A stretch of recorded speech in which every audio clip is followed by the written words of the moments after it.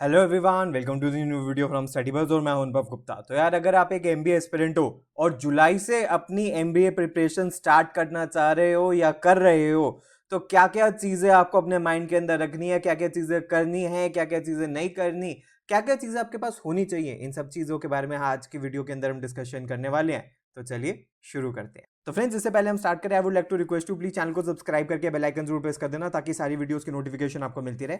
और आप हमारी ऐप भी डाउनलोड कर सकते हो, वहां पे आपको मॉक्स and videos free of cost provide होते हैं। और आप हमारे साथ इंस्टाग्राम पे भी कनेक्ट हो सकते हो। हमारा इंस्टाग्राम हैंडल है studybuzz_education और हमारे फेसबुक ग्रुप का नाम है स्टडीबज़। तो फ्रेंड्स, अगर आप कैट 2024 के लिए अपियर कर रहे हो, तो हो सकता है कुछ क्वेश्चन जो आपके माइंड के अंदर एक एक करके देखते हैं कि यार क्या इन क्वेश्चंस के प्लॉजिबल आंसर हो सकते हैं। सबसे पहला एक क्वेश्चन तो बच्चों के माइंड के अंदर आता है कि सर क्या हम लेट हैं स्टार्ट करने के लिए? तो भाई बिल्कुल भी नहीं, अभी भी आपके पास अप्रोप्रिएट टाइम है। आपको जैसे कि पता है कि भाई नवंबर एंड के अंदर कैट एग्जाम होना है, तो अभी भी आपके पास अराउंड 5 मंथ्स का गुड टाइम है। इफ़ यू डिवोट टाइम, आप लेट नहीं हो, आप अभी भी स्टार्ट कर सकते हो। और आप करते आ रहे हो तो बहुत अच्छा, और आप स्टार्ट भी कर रहे हो तो आप बिल्कुल लेट नहीं हो। फिर कुछ बच्चे होते हैं ऐसे सोचते हैं कि सर अभी हम कैसे स्टार्ट कर दें, कि हमें पेपर पैटर्न नहीं पता, क्या पता इस साल कुछ चेंज हो जाए। तो भाई पेपर पैटर्न तो कैट, अगर आप पिछले बहुत सालों तक का देखो तो सिर्फ एक चीज चेंज हुई है, that is number of questions. इसके अलावा और पिछले 7-8 सालों के अंदर कोई मेजर चेंज नहीं है। कोई मेजर पैटर्न चेंज का भी ऐसा नहीं लगता, और होगा भी तो उसके अकॉर्डिंग भी आपको कुछ छोटे मोटे चेंजेस करने पड़ेंगे। ऐसा नहीं है कि पैटर्न बिल्कुल ही फ्रॉम स्क्रैच ये चेंज कर देंगे। तो जो चलता आ रहा है वो ही चलता आएगा। अब कुछ बच्चों को लगता है कि सर लास्ट ईयर तो बहुत टफ आया था, हम इस साल इतना टफ भी आ सकता है। आ भी सकता है और नहीं भी आ सकता। So there is a saying that you have to prepare for the worst and hope for the best. तो अगर पेपर टफ था लास्ट ईयर, तो ऐसा नहीं है कि बच्चों के मार्क्स नहीं आए हैं। जिन बच्चों ने प्रिपेयर किया था उनके मार्क्स आए हैं, उनकी भी परसेंटाइल आई है। हाँ, जो परसेंटाइल इज टू मार्क्स का रेशियो था उसमें चेंज आया। कम मार्क्स के ऊपर बल्कि ज्यादा परसेंटाइल बच्चों की देखने के लिए मिली है, अगर पेपर टफ था तो।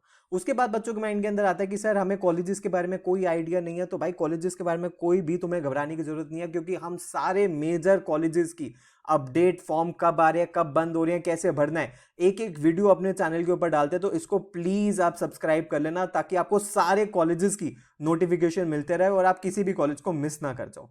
इसके अलावा बहुत सारे बच्चे होते हैं वो सिर्फ जो प्रिपेयर कर रहे होते हैं उनको सिर्फ कैट एग्जाम के लिए प्रिपेयर कर रहे होते हैं। आपको ऐसा नहीं करना। आपका एम होना चाहिए कि आपको एक टॉप एमबीए कॉलेज के अंदर लैंड करना है। चाहे आप कैट से आईएम के अंदर करो, चाहे जैट से एक्सेलराई आप या आईएमटी कॉलेज के अंदर एंटर करो, या एनमैट के थ्रू आप एनएमआईएमएस में एंटर करो, या स्नैप के थ्रू आप एसआईबीएम, एससीएचएमआरडी, एसआईबीएम बेंगलुरु में एंटर करो, सीमैट के थ्रू चाहे आप जेबीआईएमएस में एंटर करो, एक्सजीएमटी के थ्रू आप एक्सआईएमबी में जाओ, चाहे भाई सीईटी के थ्रू आप अगेन जेबीआईएमएस टारगेट करो, या सीयूटी पीजी के थ्रू आप टिस टारगेट करो, या जीबीओ के थ्रू आप एसआरसीसी टारगेट करो। आपके पास मोर और लेस अराउंड 10 एग्जाम्स है। एक माइका का एग्जाम भी है, माइकैट, जिसके लिए देना पड़ता है।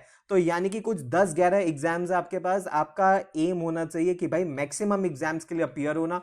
कई बार ऐसा होता है कि कैट अच्छा नहीं हुआ तो जैट अच्छा हो जाता है, जैट अच्छा नहीं हुआ एनमैट अच्छा हो जाता है, एनमैट अच्छा नहीं हुआ स्नैप हो जाता है। तो आप जितने ऑप्शंस अपने लिए ओपन करके रखोगे, उतने ही बेटर चांसेस आपके किसी अच्छे कॉलेज में एंटर होने के लगेंगे। उसके बाद एक थोड़ा सा आपको जनरल आइडिया भी पता होना चाहिए कि भाई एग्जाम कब कब आते हैं। तो आपको लास्ट ईयर के पैटर्न अगर आप देखो तो एनमैट का फॉर्म 1 अगस्त को आ गया था। तो इन सब चीजों का आपको ट्रैक रखना है, और इनकी सबकी डेडिकेटेड वीडियो हम चैनल पे पोस्ट करने वाले हैं। जैट का फॉर्म भी 10 अगस्त को आ गया था, एक्सजीएमटी का 20 अगस्त को आ गया था, स्नैप का 23 अगस्त को आ गया था।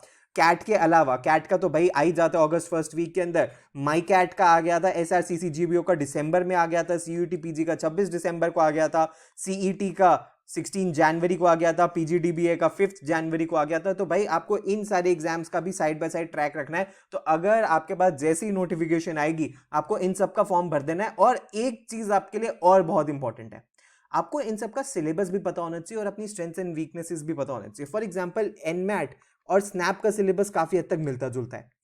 अगर आप कैट के लिए प्रिपेयर कर लो तो आपको सिर्फ डिसीजन मेकिंग अगर आप एक एक्स्ट्रा कर लो, तो आप जैट के लिए भी प्रिपेयर हो जाते हो, प्रोवाइडेड आप इसके पास्ट ईयर पेपर्स भी दे दो। एक्सजीएमटी के अंदर कुछ अलग से टॉपिक्स पूछे जाते हैं। एसआरसीसी जीबीओ, अगर आपने एनमैट और स्नैप अच्छे से कर लिया तो आप एसआरसीसी जीबीओ और सीयूटी पीजी भी कर सकते हो।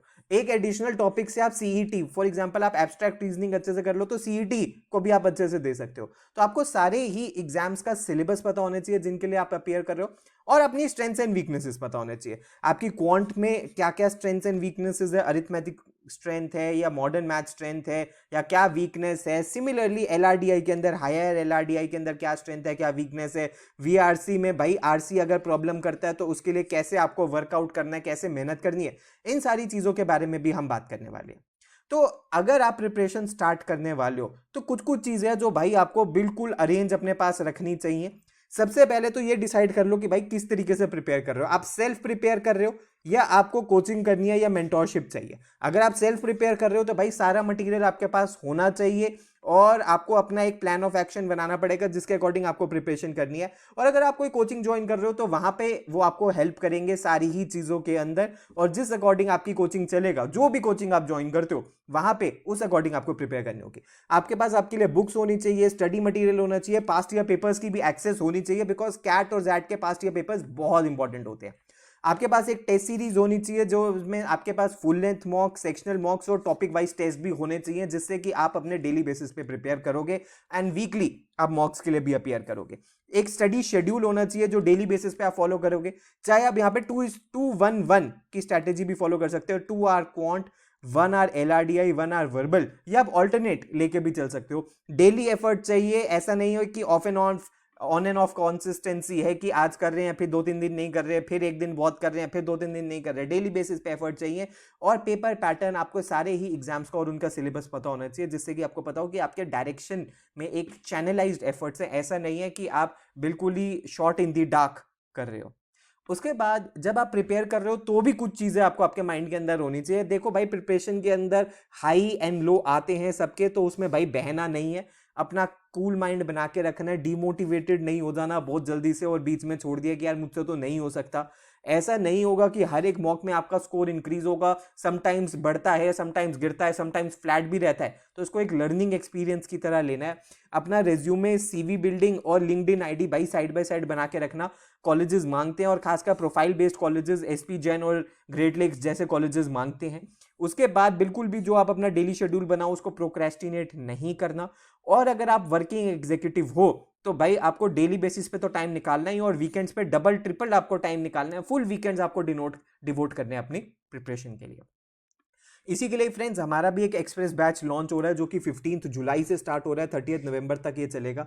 इसमें लाइव ऑनलाइन नाइट क्लासेस होने वाली है 7 डेज अ वीक, 7 से 9 और 9 से 11। आप इसको लैपटॉप और फोन से अटेंड कर सकते हो। इसमें CAT and non CAT course complete हो जाएगा 30 नवंबर तक। Daily assignment and complete study material आपको प्रोवाइड किया जाएगा। 1 मंथ कैट रिवीजन वर्कशॉप्स होंगी, सब लेक्चर्स की रिकॉर्डिंग मिलेगी, 24/7 डाउट फोरम होगा, इंडिविजुअल पोर्टल टेस्ट आपको मिलेंगे। इसके अलावा नेशनल लेवल की टेस्ट सीरीज मिलेगी, CAT and non CAT exams पे फोकस होगा, जीडीपीआई वैट की वीडियोस मिलेंगी। इसके अलावा फर्दर आप देख सकते हो इसके अंदर लाइव क्लासेस होने वाली हैं, बुक्स आपके घर पे कोरियर कर दी जाएंगी, पोर्टल प्रोवाइड आपको हो रहा है, डाउट्स आपके हैंडल होंगे, जीडीपीआई की वीडियोस आपको मिलेंगी। इसके अलावा कैट रिवीजन वर्कशॉप्स भी इसके अंदर इंक्लूडेड है जो हम अक्टूबर नवंबर के महीने में 30 डेज की करवाते हैं। कुछ इस तरीके से 11 बुक्स का सेट कोरियर के थ्रू आपके घर पे भेज दिया जाता है। वैसे तो इसकी फीस 35,000 रुपीज है, लेकिन आप अर्ली बर्ड डिस्काउंट में 19,999 में इसको अवेल कर सकते हो। अगर आप इसमें एनरोल करना चाहते हो तो आपको लिंक नीचे डिस्क्रिप्शन बॉक्स के अंदर मिल जाएगा, आप वहां जाके विजिट कर सकते हो। इसके अलावा आप हमें व्हाट्सएप भी कर सकते हो, हम आपको व्हाट्सएप पे भी सारी डिटेल्स दे देंगे। आप हमें ईमेल भी कर सकते हो। प्लीज़ हमारे साथ इंस्टाग्राम पे जरूर कनेक्ट हो जाना। और अगर आपको हमारे लाइव बैच में एनरोल करना है तो हमारी वेबसाइट है, यहाँ पे आपको सारी क्वेरी मिल जाएगी और यहीं आपकी एनरोलमेंट भी हो जाएंगी। So thanks a lot, all the best, God bless you.